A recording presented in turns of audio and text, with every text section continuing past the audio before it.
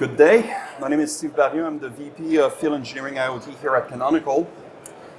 And well, that's my picture. I think that I was in Western Canada when I took that picture. I also wanted to acknowledge Dylan Corner. Dylan is part of my field engineering team. He's a guy that is extremely interested in everything that has to do with RISC-V. He helped me put the slides together.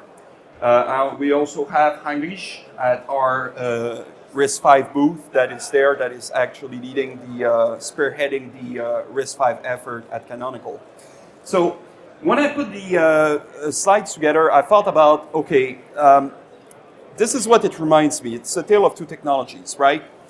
And I don't want to put anybody under the microscope here, but I live at an epoch where we had a thing called Blockbuster, where you were going to get video cassettes in order to watch movies, right? So I'm kids from the 1980s. And I remember that at the beginning, we had something called Beta, and we also had VHS. So you would enter a video store, and then you will have blue chips for VHS and red chips for Betamax. And then you want to watch Commando or Rambo or any of the things that we wanted to watch, then you would have a choice. But did you?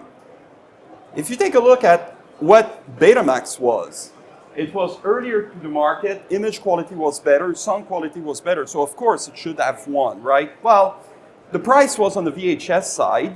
Sony was a little bit hungry, but what made the difference to me as a user was the movie availability. If I went to a video store, very few chips were red, most of them were blue. So if I wanted to watch a movie, the best choice was VHS. It had nothing to do with the hardware that I was using. So this is what it inspires me. It's like the best hardware does not always win.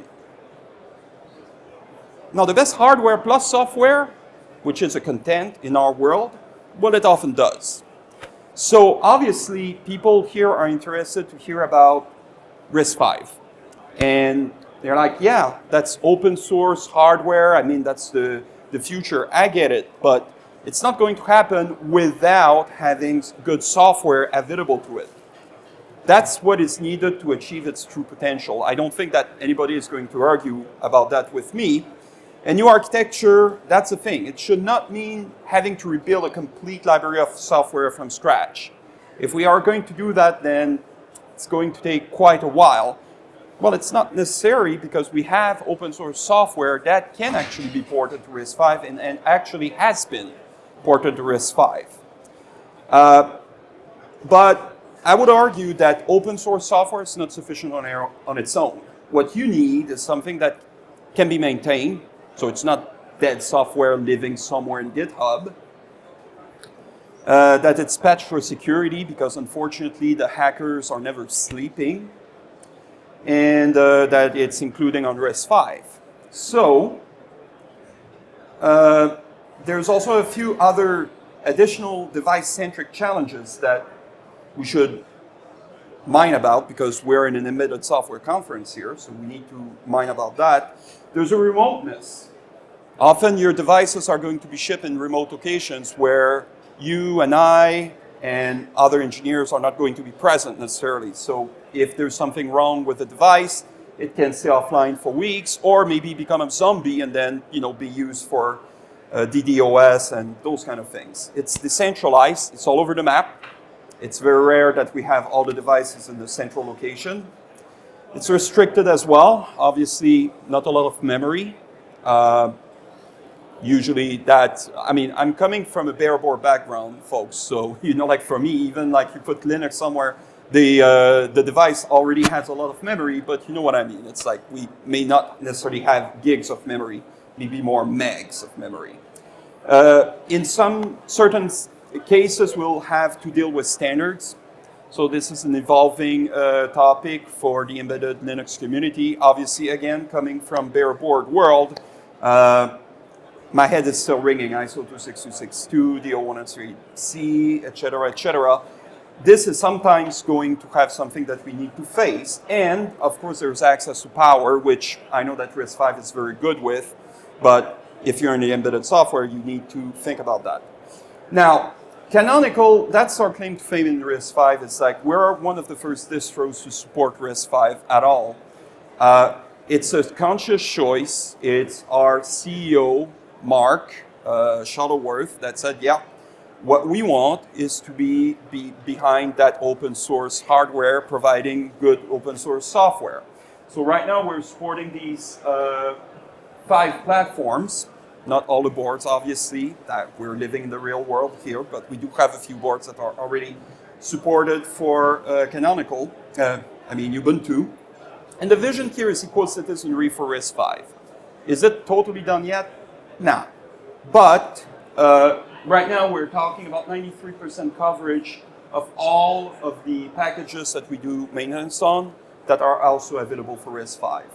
So the idea is that when we maintain an OS and package, we do it across the boards. Pun very much intended. ARM, x86, and RISC-V as well. And that means that after launch, when we do this, then there's a 10-year extended security maintenance that can be contracted out.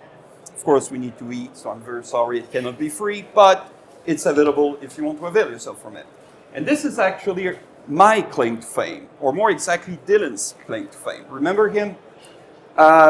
There's a crazy company that approached us and said, we want to send something to the moon.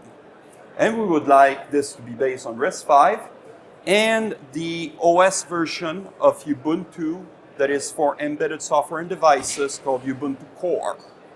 Let me talk to you a little bit more about that.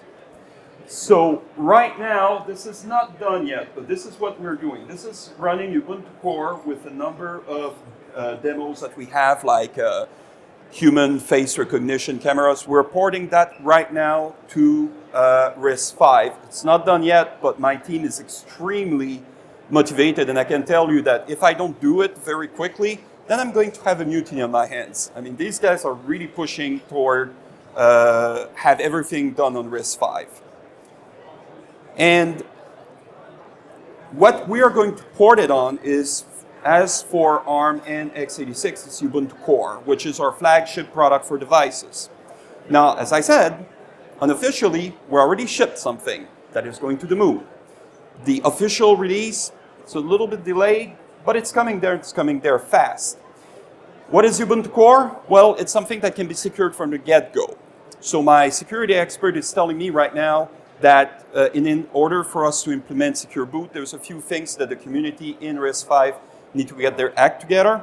So I'm not going to engage there, but let's say that as soon as these are done, then his name is Andra, and that's certainly something that he will want to put his hands on immediately. So we have a Secure Boot and full disencryption solution.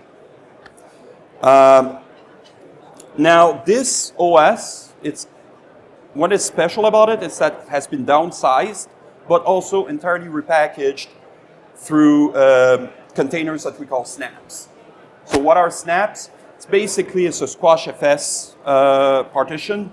And when you're SSHing inside that target, it looks like Linux, but in the back end, it's entirely containerized. And what it allows us to do, well, first of all, if you have Azure, AWS, Docker, no problem. We do have a snap that goes with it, so you can still use that, no problem.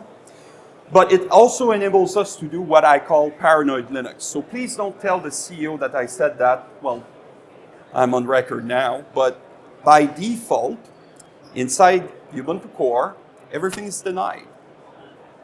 Now, you're going to tell me that's going to make my life impossible. Not necessarily. All you need to do is that in the YAML file, you can say, this snap can speak with this snap. And then all the SetCom and AppArmor machinery is going to be adapted to that. So we abstracted that level of difficulty about how to manage security from the users, so you can concentrate on like being good software architects, basically, instead of just trying to dive into the nitty-gritty detail of how things are actually implemented in backend. So it's very easy to explicitly authorize some couplings. And again, because it's a bit paranoid, right now for RISC-V it's not available, but we're really, really looking forward to do it as soon as possible.